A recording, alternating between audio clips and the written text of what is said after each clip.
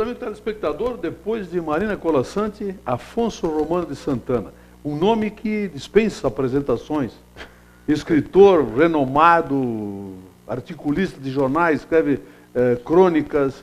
Bem-vindo, Afonso Romano de Santana. Eu tenho certeza que Bento Gonçalves já é tua familiar, porque claro. Eu ouço toda vez que o Ademir Baca organiza. Eu sou já um cidadão local, né? Pois é.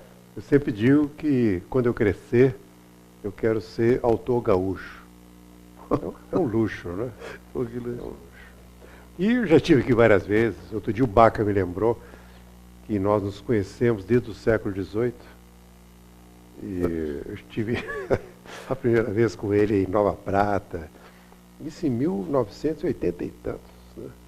Então sou um frequentador de Bento Gonçalves, inveterado e adoro. Esse festival de poesia aqui é um acontecimento nacional e internacional. Tem gente do Chile, do Uruguai, do Brasil inteiro. E o Baca faz aqui uma coisa extraordinária. Pois é, realmente ele é reconhecido por isso na comunidade, né, Afonso? É, né? Me diz uma coisa, vamos começar a falar do Afonso. Já ouvi falar dessa pessoa. Já viu falar muito, né? Com certeza. Tu és mineiro, Afonso? Às vezes. Fui falar isso num programa do Jô Soares, os mineiros ficaram furiosos. Era uma brincadeira, né? Sim, claro. Porque quando perguntavam ao Borges, você é o Jorge Luiz Borges, ele sempre respondia às vezes. É uma maneira de falar, né? Claro. Então, eu sou mineiro, né? Ninguém é perfeito. Também não pode falar isso em Minas, que eles acham que é ofensivo, né? Ah, pois é. Mas eu sou de Belo Horizonte, vivi em Juiz de Fora. E depois morei no exterior, né? Dei aula nos Estados Unidos, na Alemanha, na França e moro no Rio desde 70, né? Quando me casei com a Marina e estamos Carioca lá. por adoção. Isso. Você sabe que todo mineiro que se preza quer ir para o Rio, né? Olha a declaração. É um caminho normal. O Drummond foi para o Rio, a geração do Fernando Sabino foi para o Rio. Eu sempre digo que o Drummond desceu com os políticos quando foram organizar a ditadura do Getúlio, né? O Fernando Sabino desceu com a filha dos políticos. Ele casou com a filha do Benedito Valadares. Uhum. Quando eu quis ir para o Rio de Janeiro, não tinha nem mais política, nem tinha filho de político disponível, que era 64, né? Então você tinha que ir com uma mão na frente e outra atrás. Então assim fui. Por isso que eu passei antes nos Estados Unidos para ver o que estava acontecendo. É, multinacional como a Marina. Marina também. Não, a Marina é insuportável. Eritreia, Líbia. Tem esse livro dela que está saindo em reedição, que chama Minha Guerra Alheia, que conta toda a peripécia da infância dela e a vinda para o Brasil, que é um livro excelente. Viu? E estamos aqui nessa festa da poesia. Hoje de manhã eu estive num colégio, que é o Cecília Meirelles. Cecília Meirelles, um belo meninada colégio, toda ali. E foi um diálogo muito interessante, porque primeiro o colégio tem nome de uma poeta, Cecília Meirelles, que agora está sendo reeditado pela Global, e é importante. Então tem uma relação com a poesia. Eu tentava explicar mais ou menos para os meninos o negócio da poesia, né? Que tem uma coisa misteriosa com a poesia, que é o seguinte: não existe cultura nenhuma sem poesia. Algumas culturas foram fundadas especialmente com a poesia. Grécia, Homero, né? E assim por diante. Então a poesia é fundamental na formação da pessoa e de uma cultura. Pois é, me diz uma coisa, Afonso. Tu foste para o Rio de Janeiro em 70, já eras escritor, começaste a escrever onde? Em Minas? Eu cometi essa insensatez de escrever quando eu tinha 16 anos. Eu até dizia isso para os meninos hoje da Cecília Meirelles. Meu pai escrevia de vez em quando para jornal, e eu meio metido e tal, tive umas ideias lá, fiz um artigo, o jornal aceitou, e aí eu tomei gosto, né?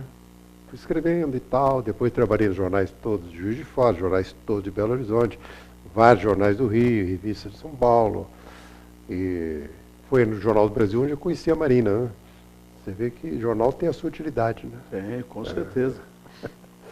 Pois aí, hoje tu, além de escritor de livros, que tem vários livros, depois nós vamos falar disso, tu escreves crônicas para jornais, vários jornais do país. Eu trabalho com 3 gêneros especificamente. Eu trabalho com ensaios, são estudos onde você desenvolve uma ideia especificamente, né? Tem um livro sobre o Barroco, um livro bastante original, que se chama Barroco da Elipse, do quadrado elipse. tem um livro sobre arte contemporânea que se chama O Enigma Vazio, que acaba de sair na França, já saiu na Itália também. E além dos ensaios, né, onde eu penso mais detidamente sobre certos problemas, tem as crônicas. Na crônica você se expõe mais emocionalmente, né? Ainda há uns 10 dias atrás, eu estava dando um curso sobre crônicas aí, eu dizia para os candidatos a cronista que a crônica tem essa característica muito própria dentro do jornal, né? É um lugar onde você pode falar na primeira pessoa. Quer dizer, uma visão do mundo específico. Através de um particular, você dá uma pincelada traçando um quadro. Então, eu trabalho com ensaio, trabalho com crônica e com a poesia. Tu escreves para quantos jornais hoje do país? Atualmente eu escrevo para 2 jornais, que é o Estado de Minas e o Correio Brasiliense. E faço comentários na Rádio Metrópole da Bahia. São comentários semanais, que é uma experiência muito curiosa, porque você, de repente, comenta o que está acontecendo no mensalão, né? As manifestações do Rio de Janeiro. Então, é uma coisa mais ligada ao cotidiano. Então, esse trânsito entre o rádio, o jornal, o livro publicado, dá uma sensação de que você participa das coisas. Livros. Quantos livros escreveste até hoje foram publicados? Em vários países. Você sabe, quando a gente fala esse negócio de livro, os alunos até levam um susto. Né? Você diz assim, tem 60 livros publicados. Aí tem que explicar que Jesus Cristo não escreveu nenhum, né? Pois é. Fez essa revolução. Então, escrever pode ser uma coisa muito importante, e é para o escritor, né? O escritor é um sujeito que precisa da palavra para se comunicar com o resto do mundo. Se você tirar a palavra dele, ele está liquidado. É igual o escultor. Ontem nós fomos visitar o Besbate, um escultor maravilhoso. Ele precisa da pedra. Se você tirar a pedra da vida dele, ele está liquidado. O pintor precisa dos volumes, das cores, o músico do som, do silêncio. E no caso do escritor, é a palavra, né? Eu só consigo saber o que eu penso sobre o mundo, sobre mim, sobre a sociedade, na hora que eu organizo em palavras o que eu penso. Então, essa coisa de você escrever crônica em jornal é muito útil, porque te obriga metodicamente a buscar o que você está pensando, né? Nesse sentido, tem níveis diferentes, né? A poesia é quando você mergulha um pouco mais fundo, numa zona do pré-sal. Agora fui fundo, hein? Poesia e pré-sal, agora, uma definição ótima, né? Você põe uma sonda assim e vai fundo. Aí você extrai uma coisa que é só sua e descobre, de repente, que é dos outros. É uma das magias da poesia, né? Aliás, eu tenho umas experiências muito engraçadas, comecei a notar isso. Outro dia eu fiz um poema que chama-se O Anão de Marrakech.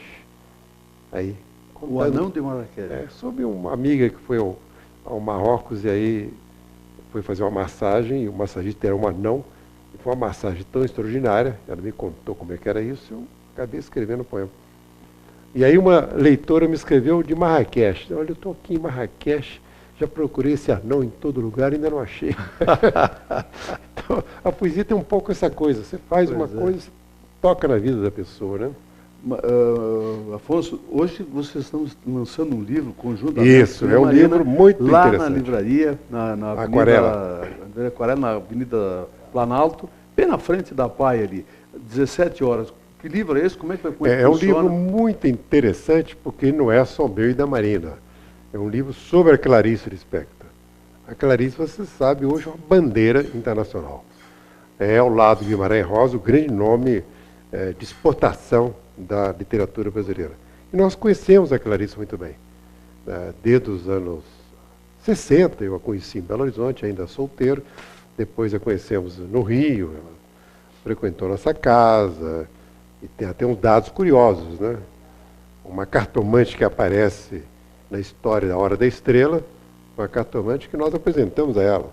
Ela virou uma frequentadora da cartomante. Então tem uns traços pessoais muito curiosos. Nós resolvemos contar essas coisas em livro.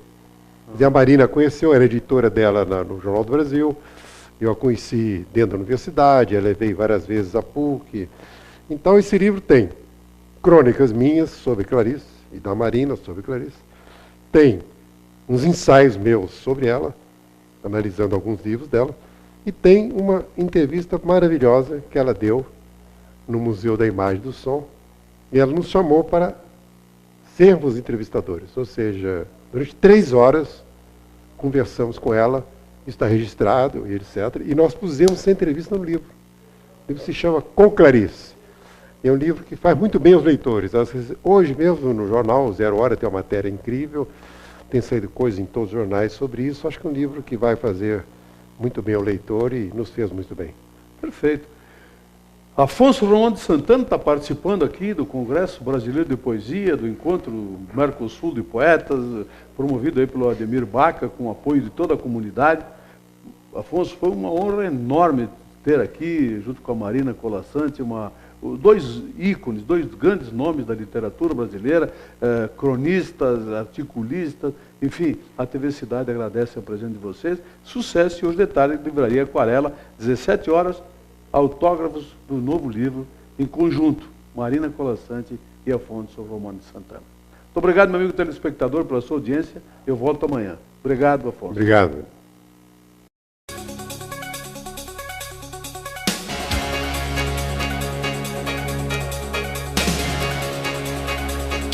Opinião. Oferecimento Ludfor Consultoria em Energia. www.ludfor.com.br